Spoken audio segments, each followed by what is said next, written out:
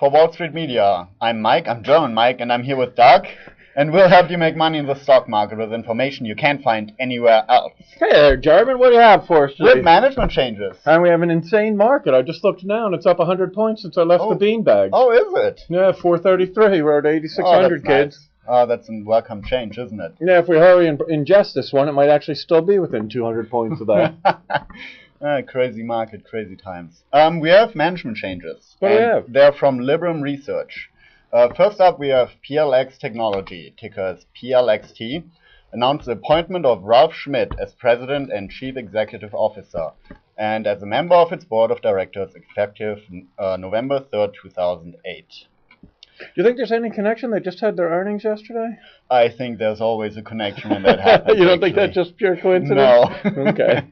Next up is Haemonetics Corporation, ticker HAE, announced that Brian Concannon will be promoted to the position of President and CEO effective in April 2009, succeeding Brad Nutter, who will remain Executive Chairman of the Haemonetics Board of Directors. Next up, General Growth Properties, ticker GGP, announced that 2 independent directors of the company will assume senior management positions effective immediately. Adam Metz will serve as interim Chief Executive Officer, and Thomas H. Nolan Jr. will serve as interim President. Oh, these guys are not having a bad old day there. They're up 100%, right? That's not a bad day. That is a nice day, except if you look at the year graph, it doesn't look quite as good, does it? Yeah, no, they were at 60 a year ago. And last trade, $3.53. Yeah.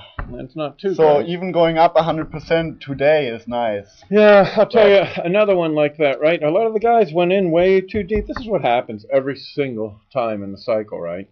And now I'm just a little bit surprised by the next one, Las Vegas Sands, ticker's LVS, right? He may end up losing the company because he's so far in, so deep, and he doesn't have enough money to buy his way out of it. Oh, yeah. Yeah. I own some of this, right? I saw it on StockTwits. But I got to tell you something. You know, I thought, I don't know if he's going to pull out of this one or not. And I cleaned out. They're down 13% today. Any reason why it went down today? Like any announcement? Well, no, there's no particular news. There's all just speculation that he may not get the financing to be able to continue on. He's building the big hotel casinos, like the biggest in the world in Macau. And they said that, you know, the whole time everyone's thought he has all the financing lined up for this, and now they're saying, well, perhaps he doesn't, right? And his own family trust, which is all money from Las Vegas Sands, didn't come from anywhere else, may not have the money to bail them out of this, right? And I had expected earlier today, hopefully, you know, that there would be some sort of an announcement that he's come up with some kind of a plan, and it looks like no plan. Yeah, the plan might be go jump in a lake. Well, it's an insane market right now. If you're a beginning investor and you're starting off with something simple and easy that's going to be over time, dollar cost averaging like sharebuilder.com, that's fine. Don't let this rattle you. It'll build up over time. If you're an early or medium experienced investor right now, I've just about got to tell you, I think you might want to start thinking about moving to cash.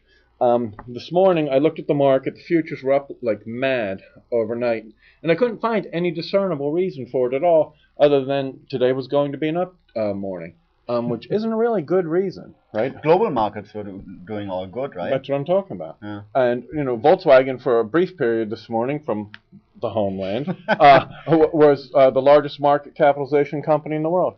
They were worth, briefly, more than Exxon or Microsoft or anybody else. Really? Because they got caught in a short squeeze. Porsche did some pretty nifty engineering, much nicer than they've done on any cars for a while, and squeezed so that there's no available float on the DAX left, right? They want to take control of Volkswagen for some time now, and they squeezed so there's no float, so that if you were any of the hedge funds that had them shorted, there were no shares to buy to cover. Wow. So that was the case of, like, that's always the downside risk when you're short a stock, is it could go to infinity, and of course it'll never go to infinity, except that this morning it almost did.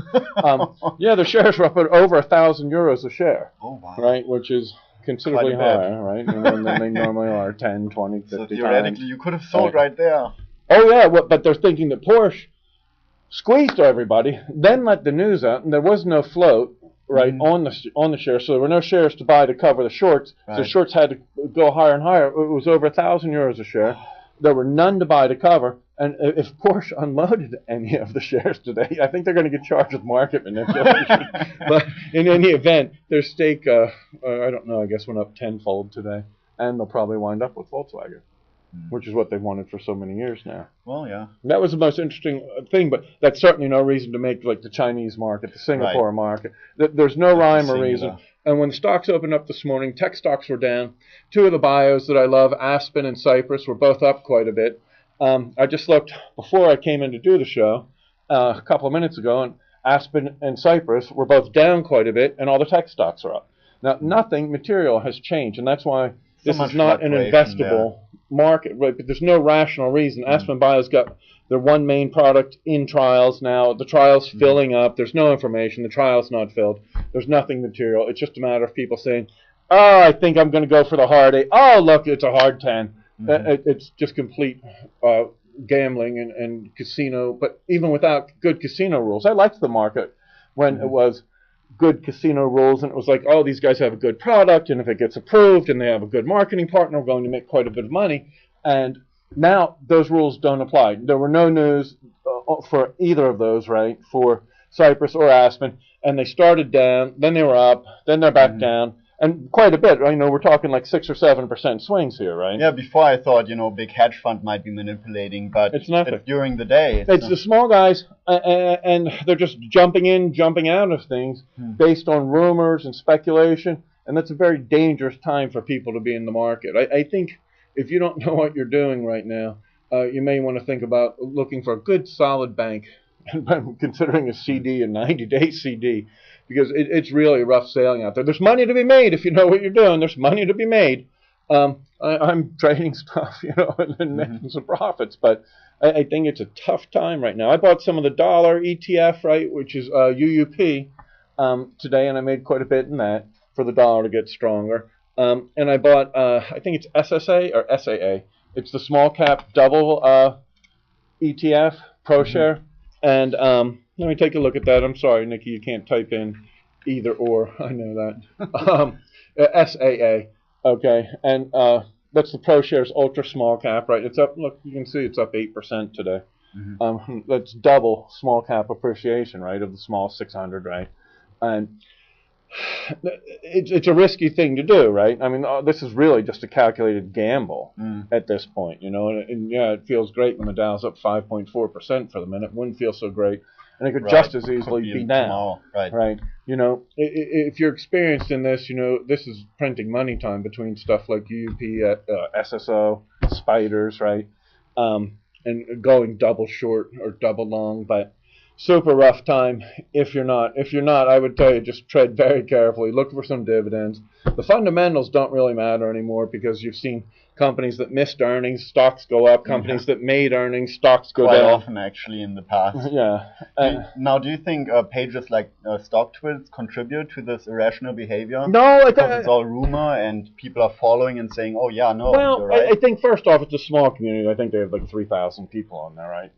And they're pretty experienced traders, right, for the most part, right? And these guys are floating ideas and saying, "What about this? How about that?" And I've picked up quite a few ideas there, right? But they're pretty experienced, so it'd be kind of like if you and I are chatting, right? And I say, "Hey, Jeremy, you should jump on this, right?" And you say, "Why?" And I tell you, and then you say, like, "Nah, sounds good, I'm in," or "I'll do my own research from here," or "No, it doesn't sound like anything I'm interested in."